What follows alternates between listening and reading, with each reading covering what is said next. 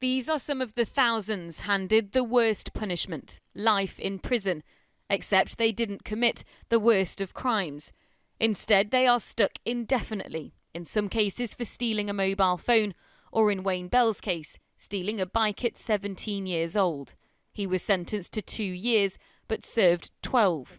He's now detained in a mental health hospital because his family say he couldn't cope. Wayne's been on 24-hour watch now for 2 years. We don't think he's going to come home alive. He'd be upset and just say, listen sis, just tell me what I've done. Because I know it's not over a bike, I know that. And trying to explain to him all the time that it is, he just doesn't believe me. You get to the 6th year, the 7th year, the 8th, and then you get to the 10 years, you're like, what? It's just shocking. Wayne's had to watch people walk free. Rapists, murderers, pack their bags and go. So I can see why it's damaged him. Imprisonment for public protection orders were intended for people considered dangerous, but whose offence didn't merit a life sentence. Almost 9,000 IPPs were issued between 2005 and 2012 when they were abolished. But existing ones remain in effect, and more than 1,600 prisoners have never been released. 71 people with IPPs are known to have taken their own lives.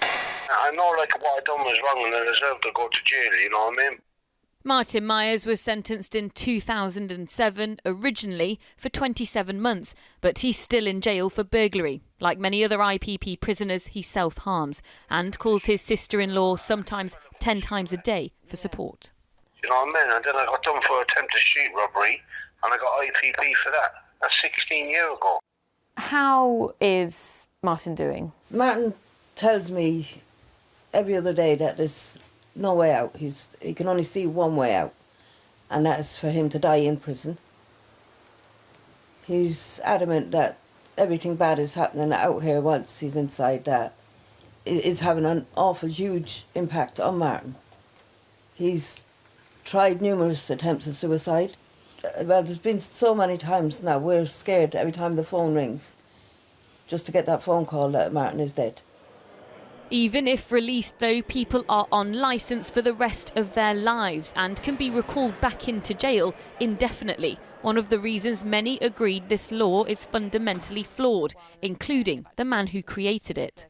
How could you introduce a law that was so widely misinterpreted and misused? I don't blame anyone for this other than myself, because I should have been better prepared to lay down in legislation, in detail, precisely what should have happened.